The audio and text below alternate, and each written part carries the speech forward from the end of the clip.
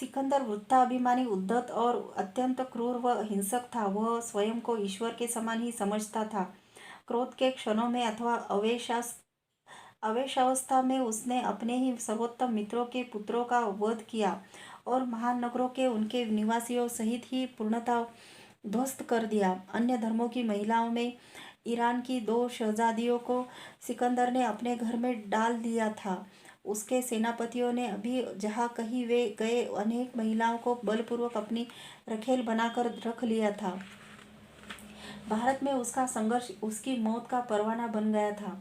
अपने घर वापस जाते समय जब वह मीडिया में शिविर डाले पड़ा था, उसकी सेना में भयंकर विद्रोह फैल गया। सिकंदर ने मेसोडिनियनों को बर्खास्त कर देने और अन्य जातियों में से सेना में भर्ती कर लेने की धमकी दी। बहुत कठिनाई से विद्रोह शांत हुआ और सिकंदर ईसा पूर्व 323 में बेबीलोन पहुंचा। बेबीलोन से प्रस्थान करने की निश्चित तिथि से तो 2 दिन पूर्व सिकंदर अपने मित्र मीडियस के घर पर एक भोज में गया हुआ था।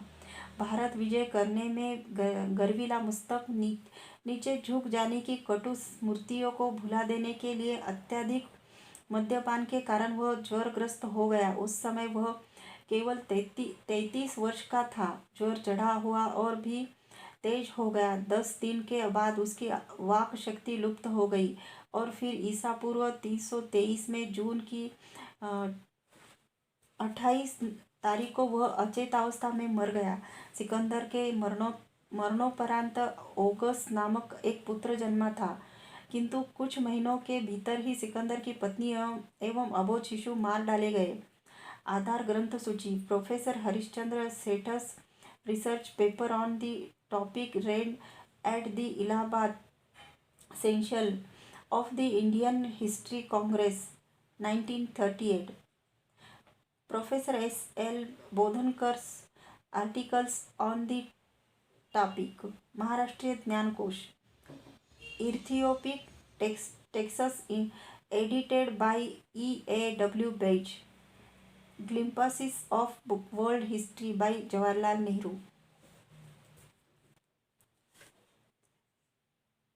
तथाकथित आर्य जाति संज्ञा भारी भूल करने वाले पश्चिमी इतिहासकारों की कल्पना सृष्टि है।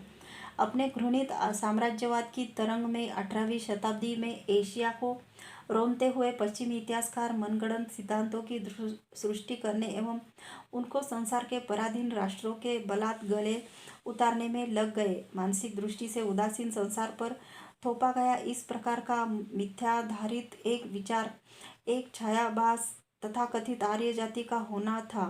तभी से विद्वानों की बहुत बड़ी संख्या एक के बाद एक आर्य की परिभाषा करने, उनकी भाषा अथवा भाषाओं के जानने एवं उनके मूल देश का पता लगाने के दुष्कर कार्य में लगी हुई है। छाया के पीछे इस प्रकार दौड़ने का परिणाम अत्यंत नैराश्य एवं पूर्ण विफलता के अतिरिक्त कुछ होना ही नहीं था, क्योंकि संस्कृत शब्द आर्य की अशुद्ध व्याख्या और मौलिक भ्रांतियों के कारण उत्पन्न अपनी ही कल्पना सृष्टि में तथाकथित आर्य जाति का छायाभास भारी भूल करने वाले पश्चिमी विद्वान कर बैठे। अब साक्ष्य उपलब्ध है कि आर्य जाति कभी थी ही नहीं और इसलिए उनका लहरों की भांति एशिया और यूरोप में फैल जाना दृश्यमान सत्यता का घोर उपहास प्रतीत होता है। संस्कृत भाषा भारतीयों ने आर्य शब्द की सृष्टि आदर्श के द्योतक के रूप में की थी। भारतीय के लिए आर्य शब्द सुसंस्कृत जन, पूर्ण कुलीन व्यक्ति, आदर्श मनुष्य, अति मानव का द्योतक था। महान आदर्शवादी एवं आचरण की शुद्धता के दृढ़ पोषक व्यक्ति होने के कारण उन लोगों ने आर्य की कल्पना उद्विकास की ऐसी स्थिति में की जिसमें पहुंच जाने की आकांक्षा अभिलाषा प्रत्येक व्यक्ति को करनी चाहिए। इस सत्य का सभी भारतीयों के लिए आदर्श वाक्य कुर्वन्तो विश्वमार्यम अर्थात सर्व विश्व को आर्य बनाओ से बढ़कर और कौन सा उत्तम प्रमाण होगा।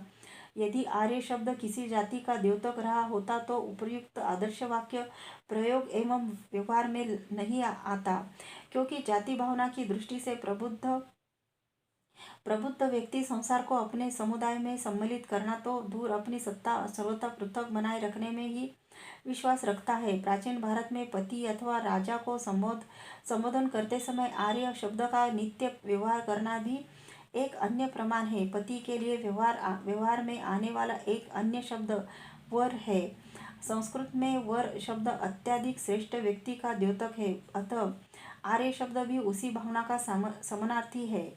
अतः आर्यों को एक जाति समझना और जाति में भी एक ऐसी जाति समझना जिसने अपने आप को सदैव तथाकथित दासियों या दासों से पृथक समझा एवं निर्दयता पूर्वक उनका दमन किया, एक ऐसी भयंकर भूल है जिसने प्राचीन भारत एवं विश्व इतिहास के अध्ययन को भ्रष्ट कर दिया है। आनुवंशिकता, जाति और समाज नामक अपनी पुस्तक में भी डन्न और डोबझांस्की ने इसी प्रकार का विचार प्रकट किया है। जब उन्होंने लिखा, मैक्स मुलर ने किसी दुर्दिन ही आर्य जाति का शब्द का प्रयोग किया था।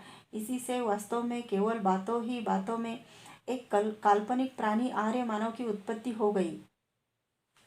भारतीय इतिहास की पुस्तकें हमको प्रारंभ से ही तोते की सी रट में यह सिखाने लगती है कि हम लोग अन्य देशीय है तथा भारत के मूल निवासी लोग तो आदिवासी है।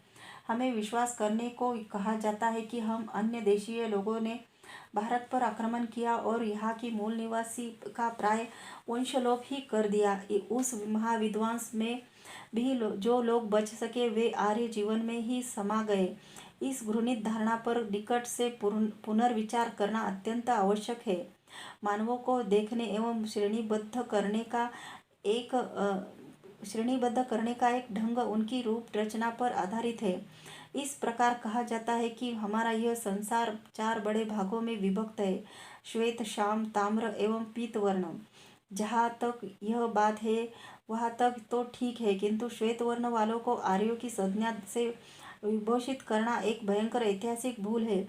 जैसा पहले ही स्पष्ट किया जा चुका है, आर्य शब्द तो सज्जन सुसंस्कृत व्यक्ति का पर्याय था, अतः उपर्युक्त चारों वर्ण अथवा वर्ण इनमें से कोई भी आर्य कहा जा सकता था।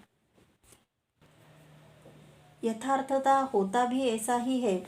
जर्मन और ग्रीक लोग जो श्वेत वर्ण है तथा भारतीय जो ताम्र वर्ण लोगों की श्रेणी में रखे जाते हैं, सभी के सभी आर्य समझे जाते हैं। आर्यों का देशांतर गमन का संपूर्ण सिद्धांत इस प्रकार क्षीण आधार पर स्थित है। इसके पश्चात आर्यों के आदि स्थानों तथा उनके भारी संख्या में दो बार देशांतर गमन के समय प्रयुक्त मार्ग अ और ब के सविस्तार वर्णन प्रारंभ हो जाते हैं। इन वर्णनों को पढ़कर आश्चर्य यह होता है कि वह कौन सा भाग्यशाली वृत्त लेखक का था जो इन आर्यों की 2 लहरों द्वारा किए गए देशांतर गमन के साथ अपनाए गए मार्ग का अवलोकन करने एवं चित्रण करने के लिए उनके साथ साथ उछल कूद करता रहा, अथवा किसी ऊंची पहाड़ी चट्टान पर वियुक्त हो विश्रामावस्था में बैठा रहा। मालूम पड़ता है किसी भी नए सिद्धांतों को स्वीकार करने से पूर्व सभी प्रकार के ऊटपटांग एवं सतर्कतापूर्ण प्रश्न करने वाले इतिहासकार बिना किसी प्रकार के प्रश्न एवं उन पर विचार किए ही आर्य जाति और उनके देशांतर गमन के सिद्धांतों को निगल गए हैं। ऋग्वेद को केवल 3000 वर्ष पुराना घोषित करने की मैक्स मुलर की प्रारंभिक भूल ने एक अन्य भयंकर भूल को जन्म दिया। जब यह विश्वास करने को कहा गया कि 5000 वर्ष पूर्व हुए मोहनजोदड़ो निवासी अवश्य ही वेद पूर्व सभ्यता के लोग थे, किंतु मोहनजोदड़ो में शिव फलक की उपलब्धि एवं सिंधु घाटी की लिखावट में वेदों के नामों के स्पष्टोल्लेख ने पश्चिमी विद्वानों की मान्यताओं को पूर्ण रूप में भूलुंठित कर दिया है। अब यह नहीं कहा जा सकता कि मोहनजोदड़ो की सभ्यता द्रविड़ों की वेद पूर्व की सभ्यता थी। साथ ही इसने यह भी सिद्ध किया है कि यह धारणा कि ऋग्वेद केवल 3000 वर्ष पुराना है अविश्वसनीय है। जहाँ तक इस धारणा का संबंध है कि वेदों में वर्ण रंग संघर्ष के प्रमाण उपलब्ध है, यह बात ध्यान रखने की है कि इन तथाकथित आर्यों में स्वयं स्वयं ही श्याम वर्ण एवं श्वेत वर्णी लोग थे। तथ्य रूप में वर्ण शब्द सदैव रंग का द्योतक नहीं है।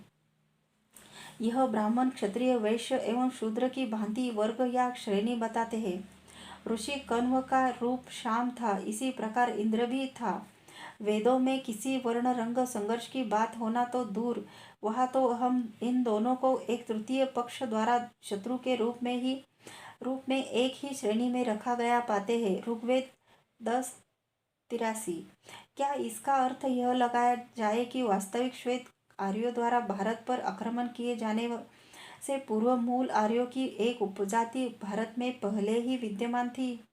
लोकमान्य तिलक द्वारा वेदों में उत्तर ध्रुवीय भूगोल की उपलब्धियों के संदर्भों का केवल एक ही अर्थ हो सकता था कि वैदिक ऋचाओं के सृष्टा विश्व की चहु दिशाओं में शिक्षा, विज्ञान और संस्कृत प्रचार प्रसार के अपने आदर्श से प्रेरित होकर अपनी गवेषणात्मक साहसिकता में उत्तरी ध्रुव की दुर्गम दूरी तक जा पहुँचे। इस पर डॉक्टर अविनाश चंद्र दास ने अपनी पुस्तक ऋग्वेदक भारत में पूर्ण प्रकाश डाला है।